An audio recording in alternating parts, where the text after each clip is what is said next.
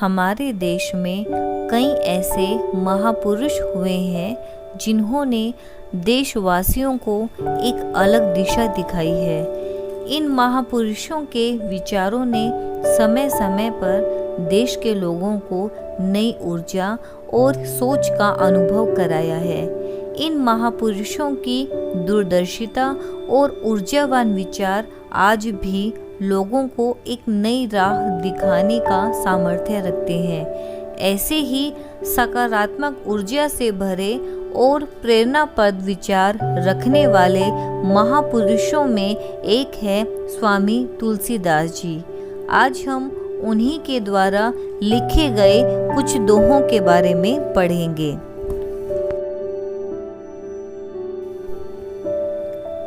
तुलसी साथी विपत्ति के, विद्या विनय विवेक, साहस सुकृति सत्यव्रत, राम भरोसे एक।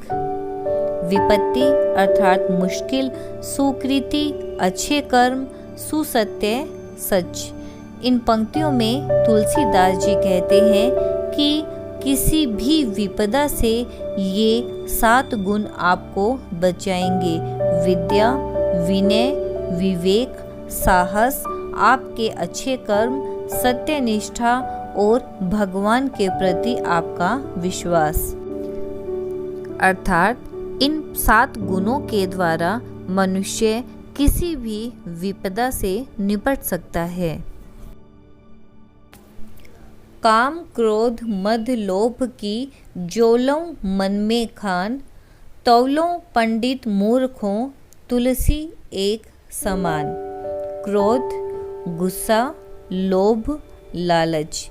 इन पंक्तियों में तुलसीदास जी कहते हैं कि जब तक व्यक्ति के मन में काम की भावना, गुस्सा, अहंकार और लालच भरे हुए होते हैं, तब तक एक ज्ञानी व्यक्ति और मूर्ख व्यक्ति में कोई अंतर नहीं होता है। दोनों एक जैसे ही होते हैं। अर्थात एक ज्ञानी व्यक्ति और एक मूर्ख व्यक्ति में यही अंतर होता है कि एक ज्ञानी व्यक्ति हमेशा काम की भावना, गुस्सा, अहंकार और लालच की भावनाओं से परे होता है। बिना तेज के पुरुष की अवधि अवज्ञा होए, आगी बुझे ज्यों राख की आप छुए सब कोई। अवज्ञा अर्थात आज्ञा न मानना। तुलसीदास जी कहते हैं कि तेजहीन व्यक्ति की बात कोई भी नहीं सुनता, उसकी आज्ञा का कोई पालन नहीं करता है। ठीक वैसे ही जैसे जब राख की आग बुझ जाती है तो उसे हर कोई छूने लगता है, ठीक वैसे ही एक तेजवान व्यक्ति की ही बातों का महत्व होता है। तुलसी मीठे बचन ते सुख उपजत चहु और, बसीकरण एक मंत्र है परिहरू बचन कठोर।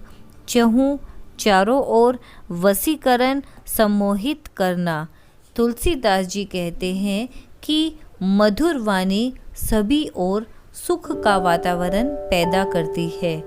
हर किसी को अपनी ओर सम्मोहित करने का यही एक कारगर मंत्र है।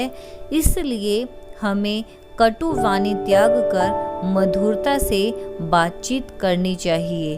अगर मनुष्य दूसरों को अपने वश में करना चाहता है तो इसका एक ही साधन है मीठी वाणी। तुलसी भरोसे राम के, निर्भय होके सोए। अनहोनी होनी नहीं, होनी हो सो होए। निर्भय बिना किसी भय के। इन पंक्तियों में तुलसीदास जी कहते हैं कि भगवान पर भरोसा करें और किसी भी भय के बिना शांति से सोइए।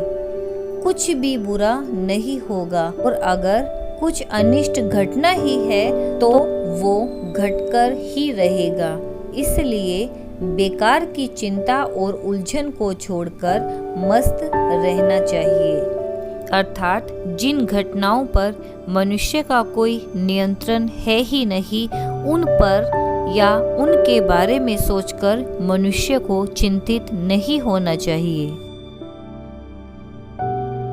मुखिया मुखु सो चाहिए, खान पान कहूँ एक, पालई पोषई सकल अंग, तुलसी सहित विवेक। मुखु मुख, पोषई पोषण करना। तुलसीदास जी कहते हैं कि मुखिया मुख के समान होना चाहिए। जिस प्रकार मुख खाने के लिए अकेला होता है, परंतु विवेक पूर्वक सब अंगों का पालन पोषण करता है, उसी प्रकार जो व्यक्ति कहीं भी किसी भी समूह का नेतृत्व कर रहा है, उसको चाहिए कि उसके सभी सहचरों का अनुकूल पालन पोषण हो सके, इसकी भी वह चिंता करे।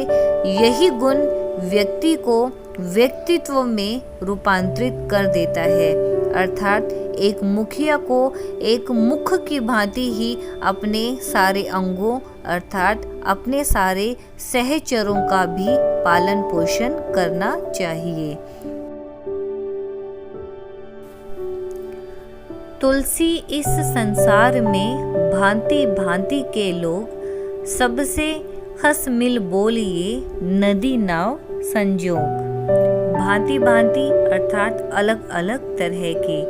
तुलसीदास जी कहते हैं कि इस संसार में भांति भांति के यानी विभिन्न व्यवहार, स्वभाव और प्रभाव वाले लोग रहते हैं। इस संसार में सुखपूर्वक जीने के लिए हमें सबसे हंस बोलकर अच्छा व्यवहार करते हुए जीवन जीना चाहिए। संसार रूपी सागर को पार करना चाहिए। ऐसा करने से जीवन जीना सरल और सुगम हो जाता है।